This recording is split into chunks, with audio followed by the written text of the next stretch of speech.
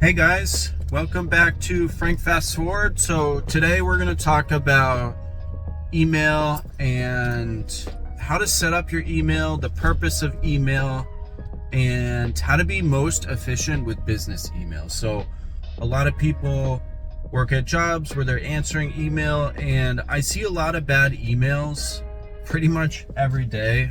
90% of the emails I get are absolute trash. The people writing them really don't have any intention or purpose. It's really just a whole bunch of fluff.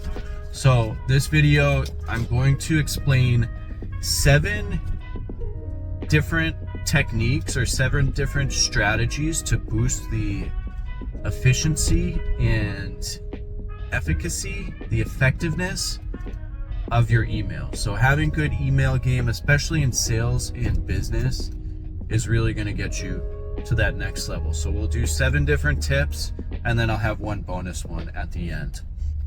So the first one is properly setting up your email. So when you first get into your job, you're probably either going to be using Outlook or Gmail. So what you want to do is go into your profile. You want to add a picture of your face, a headshot, into the profile. So when you send an email to folks, they'll see your face.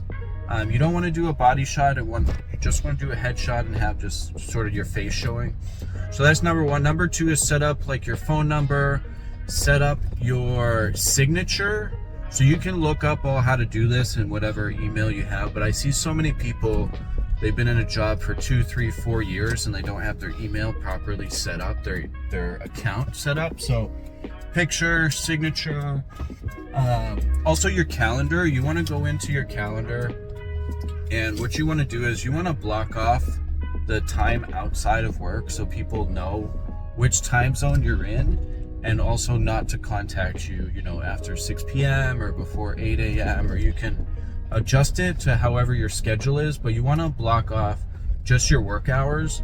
And then also calendar forwarding. So if you're working with multiple email inboxes, if you have multiple businesses, you're going to want to forward all of your calendar invites and everything that's going on to your calendar. You want to forward it all to one central position. For that, I would recommend Google Calendar.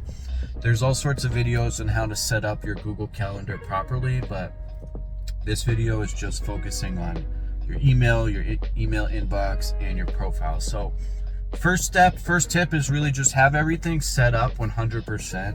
It only takes maybe less than an hour to do, and it'll benefit you for the whole time you're at the specific job, at that specific company.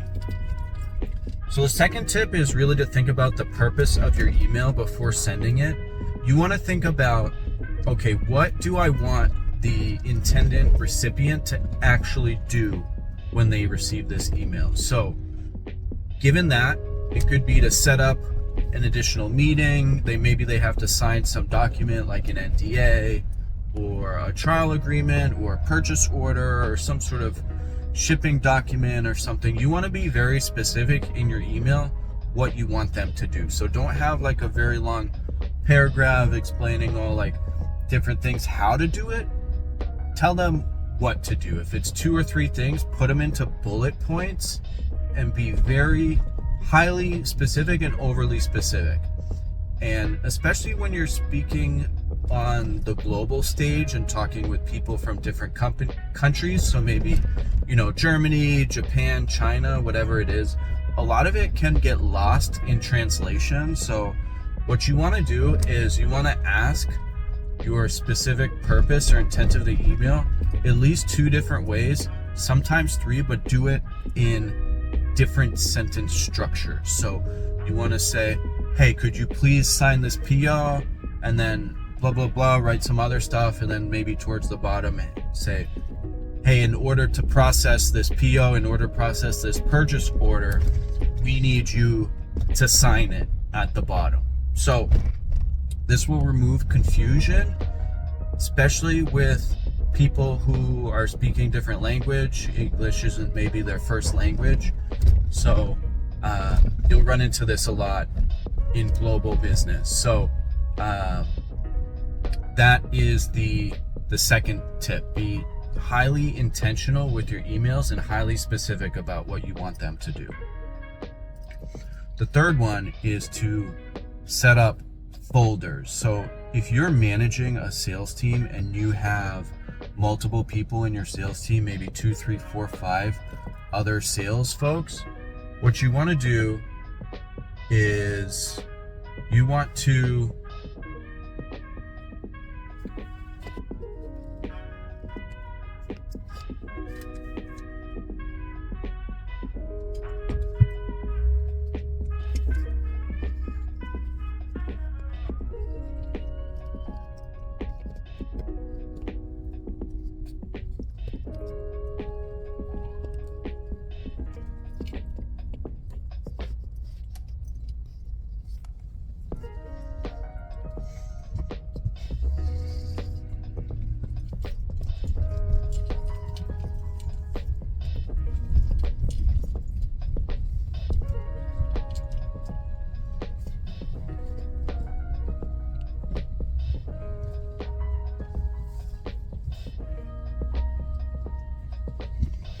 All right, so the third tip is setting up folders. So if you're managing multiple salespeople, maybe you have 3, 4, 5 different people on your sales team, or maybe you're working with marketing, or you're working with a specific person in legal, and you're getting a lot of emails from a specific person or specific source. What you want to do is break those out into folders. So instead of having those go into your normal inbox, what you're going to want to do is have those go into a specific folder. So set these folders up. Maybe you have 5, maybe you have 10, but this is gonna save you a lot of time checking your email in your pocket. So your email will go to your phone, right? But if it's from these like repeat senders, you don't necessarily need to read it right off the bat. So you can send it into your folder, and you can put the folder notifications on snooze, and you don't have to be getting those emails so often.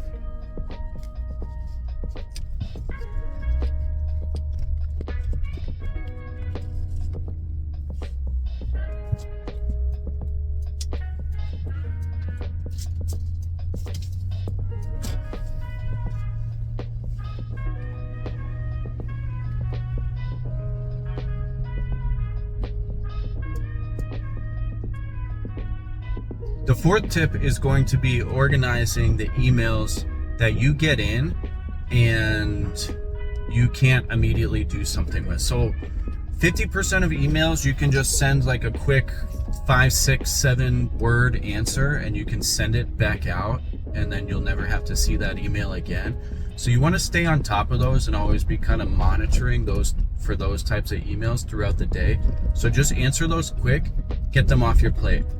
Now the other emails where they might be a little bit longer and there may be a specific action that you need to complete, maybe later, maybe you need to write a quote or organize a meeting or something. What you want to do is you want to move those back to unread and keep those as an unread item in your inbox. And what your inbox is going to turn into is going to turn into a to-do list.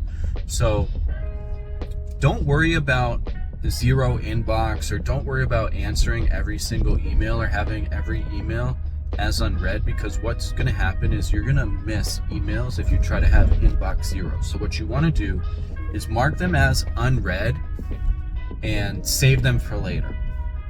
What I like to do when I'm churning through email is a tick system, and I like to gamify the process. And what I do is I give myself points for ticks.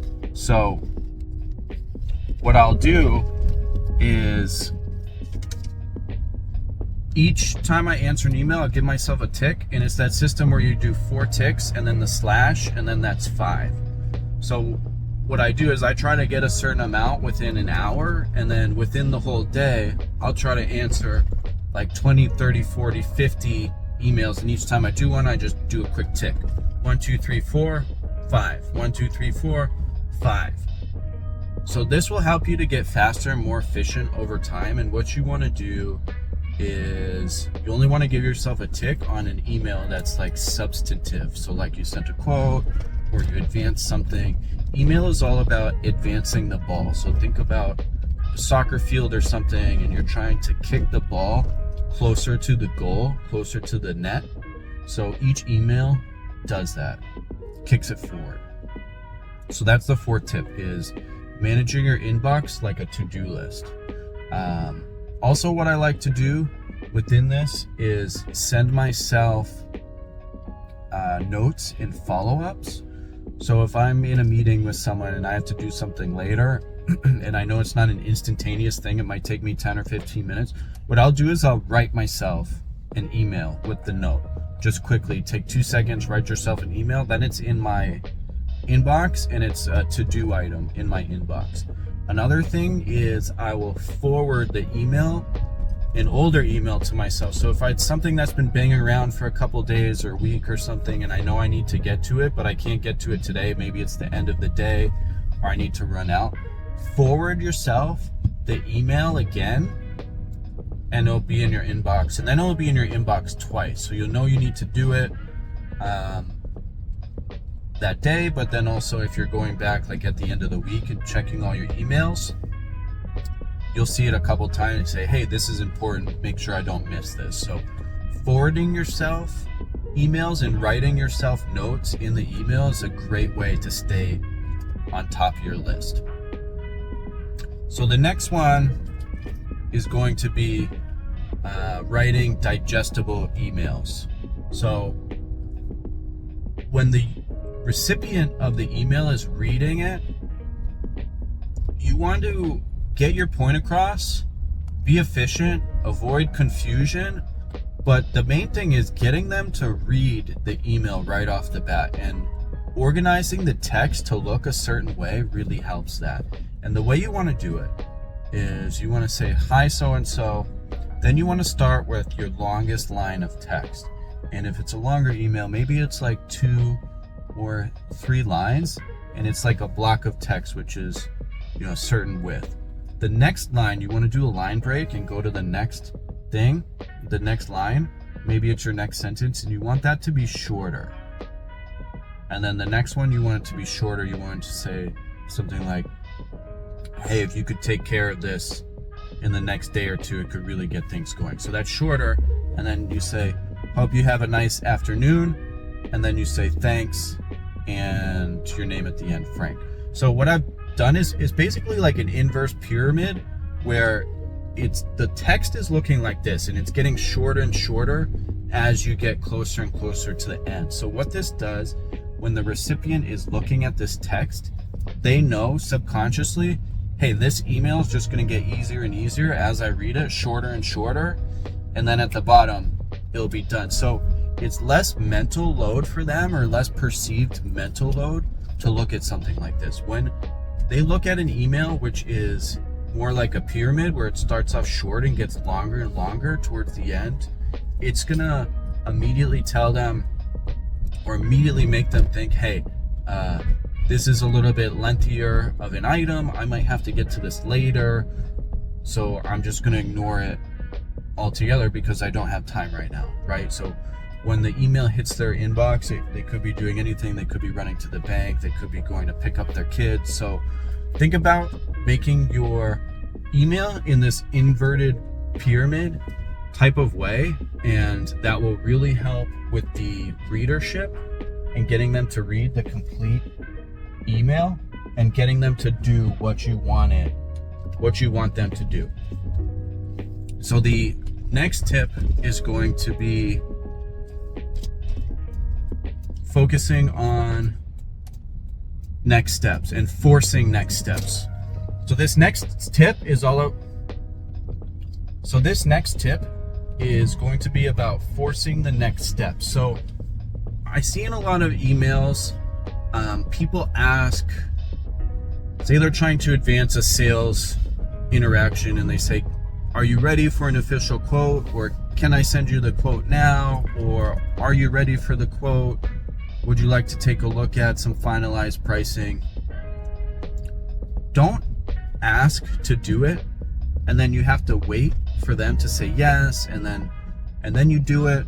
What you want to do when you're at that point, when it's time for them to either walk through the door or not, when it's time for them to make a decision, what you want to do is force the decision. You almost want to kick them through the door from the backside and make it very clear, hey, this is a gating point, and you either move on with us or not, and you go away and we stop talking, at least for a certain amount of time. So for instance, the quote, say you talk to a customer and everything went good.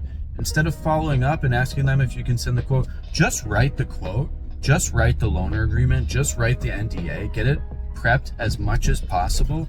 So go find their address, find their phone number, find their email, get everything in the quote. Don't ask the customer if you can do something, or if they can do something for you that you could have done for yourself. So if it's something like finding the address of the company, especially if they just have one location, that's easy. Finding their email address. They've already passed emails back and forth, so you don't need to ask them again for their email address, for their phone number. They're just going to get frustrated, and it's going to make it harder for them to do business with you. You want to make it as easy as possible for them to do business with you. They want to do business with you. They like you. They like your product. That's why you've gotten this far. That's why you're talking in the first place. So make it so it's very easy for them to step through the door. So prep all of the paperwork and just send it. Same thing with scheduling meetings. Sometimes you'll have to schedule meetings between a lot of people's schedules, and you'll find that oftentimes no specific person will pick up the ball and actually schedule a meeting. As the salesperson, it's up to you to drive the timeline and drive those meeting times. So just pick a time that you can make and that at least one or two other people can make, and just say, hey, we're going to try to meet Thursday this afternoon, and then send out the meeting invite. So don't make a bunch of emails back and forth, checking the time, checking, hey, is this okay with you guys? Is this okay over here? Is this okay over here? What you're going to do is create 10 emails without actually getting to the meeting. And really, it's all about scheduling the meeting. So just pick a time, send out the meeting invite, set up, the digital teleconference, put in your WebEx, put in the Zoom invite, Teams, whatever it is, just get it out. All right. So the last bonus tip that I want to show you and explain to you is a good way to send out cold emails and lukewarm emails. Basically a good headline and subject line, and this is an important thing too, is reorganizing your subject line throughout the course of an email thread. So as you know, email threads can sometimes get very long. They can last several months. They can be 20, 30, 40 emails all in one email chain. What you want to do over the course of the email is edit the title before you hit reply all, and make the title more and more relevant to the specific email that you're writing. So say you start off in an email thread and it's intro between customer XYZ and my company ABC, right? And that's the email subject, intro meeting. But now it's been a couple of months and you're way beyond the intro meeting. Maybe you're getting an NDA signed, or maybe you are getting close to a quote or close to a purchase order. Change it to company XYZ quote, or quote for product X, put the product in, and then for the company. So always go in and edit and update the subject line to make it more relevant. I see a lot of emails that go out where the title and subject of the email has nothing to do with the content of the email, and it makes no sense. And what happens is you get thread fatigue, where the same thread has been bouncing around for months and nothing's really happening, and people are just sending out fluff replies and no one's taking initiative and no one's really doing anything. So you always want to continuously update the subject or the title of the email. And then my very last bonus one is going to be a hook to get people to read your cold and early stage emails. So say you talk to someone, you cold called them, and you got their email, and you're sending a follow-up email. Instead of saying, hey, nice to meet you, or sending a follow-up, or just touching base, all of those little intros or little like reasons to send an email, they all give your power away, and they make it seem like you're asking them for something, you're kind of begging for their time, you're trying to get that next meeting. What you want to do is give them a hook in the title to make them open the email, and then again be highly specific about what you want them to do. Maybe like 2 or 3 lines. Don't do any of these like stupid jokes. Don't do any of these like AI created openers. Do these 3 specific things or variations of them. So the first one is right in the title, forgot to tell you, ... They'll wonder, it'll spark their interest. Oh, what? I just talked to him, but what did he forget to tell me? You can do another one last thing, ... And then the last one is, you should know that ...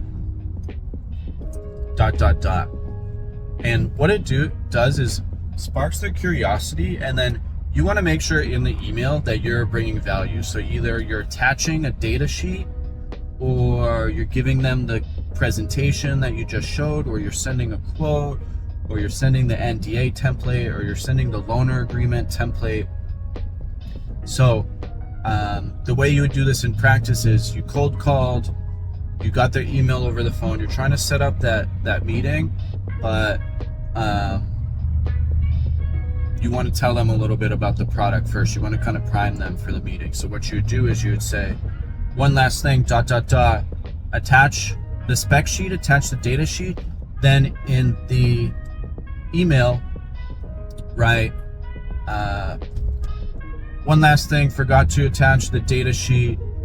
Please find it here. Make sure to check out this feature, this feature, this feature. And write it in a way where you talk about the feature, the advantage, and the benefit. Fab.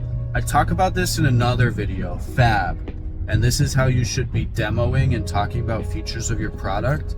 So you can write that in the email, and then say, do you have time to meet on Tuesday and Thursday? And close it off there.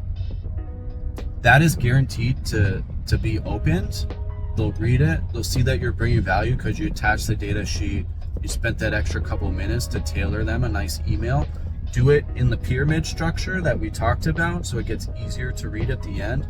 And then have a very specific call to action or next step at the bottom, which is telling them exactly what they need to do next in order to walk through the door with you. All right, guys, that was 7 great tips on how to use your email effectively in business. I'll be bringing more content about sales and business strategy, so be sure to check back.